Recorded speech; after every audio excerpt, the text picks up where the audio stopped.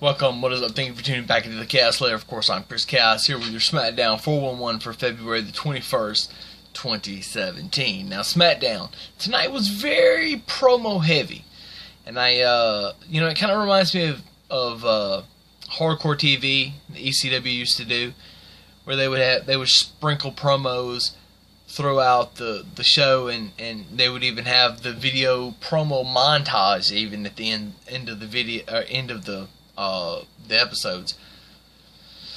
I kind of liked it. A lot of talking was done on SmackDown tonight, but it's not necessarily a bad thing. You have to look at the good. Was there enough action? Maybe not. There were only, 3 matches, but stories were told.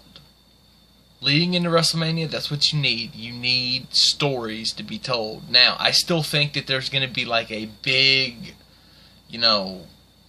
pay-per-view worthy SmackDown before WrestleMania, and I think it's going to be in 2 weeks. I'm not 100%. Let's see how it plays out. Daniel Bryan starts off the show, calls out Naomi. It was at this moment that I thought Naomi was going to have to give up the title, and yet she did. She's injured. I hate to see somebody get injured, especially have to give up a title. It sucks, but we move on. We have to. There's hardly any crying in professional wrestling, but we may have done all of us done a little bit of that tonight, because it's sad to see. Daniel Bryan makes Alexa versus Becky Lynch for tonight for the title. Alexa, who came out perfect as Naomi was leaving, didn't execute. Didn't get enough heat off of the moment. She tried to draw it out of the fans, just the fans, and she didn't do enough to emphasize on the moment to get people to hate her for coming out and spoiling that, or making it worse. But in life, we're thrown in and we do stuff, and we learn and we react in the heat of the moment. That's what she's doing. She is going to get better. I thought it was good because everything that she's been taught to do, how to draw heat, she did. But the situation didn't call for it that way. That's why you have to be able to read the room and read the situation. When you walk in to try to get that heat, the people hate her, but they could have really hated her. She just didn't emphasize where she needed to. But anyway, Alexa is your new champion. She beats Becky Lynch. I'm glad there wasn't interference during the match. It didn't need to happen. A quick roll up, grabbing the tights, 1, 2, 3, heel move. I'm happy. And these two had a great match, I thought. Again, not a great main event, steal the show type match, but great for what it was. We had to have a champion. Now we got one.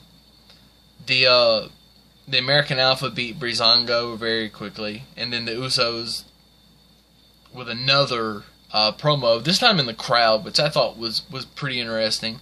I liked, first they were backstage, now they're, in the crowd. I don't know why Jimmy Uso was yelling the whole time, but, if that's the way they want to go, and I can't wait to see these guys. Hopefully we get this at Mania for the titles. Just them two.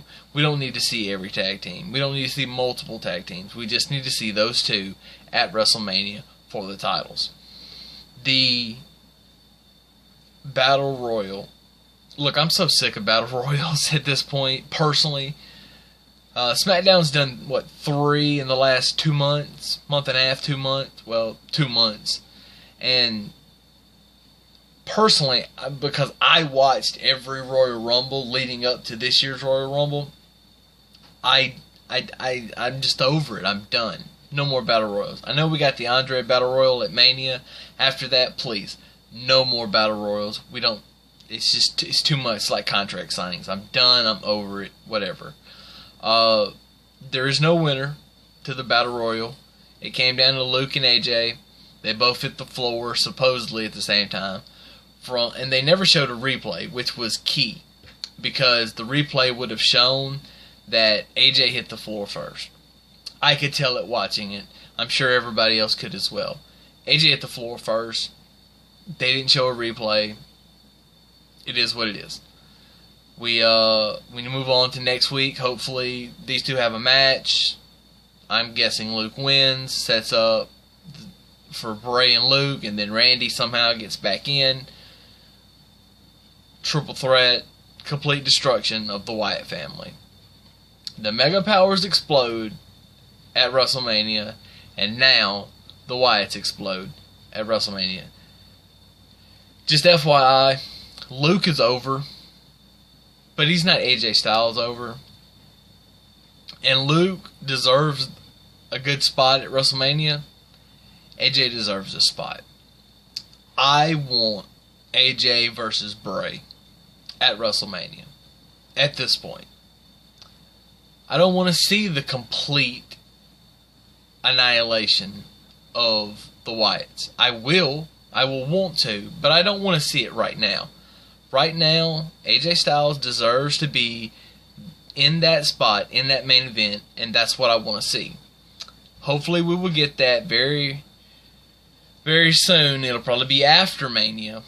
Get back into the title thing, but as of right now, it is what it is, and we'll just have to deal with it. Very disappointed in WWE for no Ivan Koloff montage. Nobody even talking about it. It wasn't mentioned. They showed no graphic. They showed the one graphic for him last night. They showed the montage for George Steele. It's sad. Ivan Koloff was a WWF champion. There were only 7. When someone dies from that era, it's special because the business was so different back then for hundreds of reasons. It needs to be mentioned. Somebody needs to talk about it. And I feel like it's probably going to be me, and nobody is going to see it. Anyway, that's all I've got. SmackDown was, a solid B. It is what it is. They're not all great, but we move on. 40 days to WrestleMania. Let's get it on. Deuces. Cast out.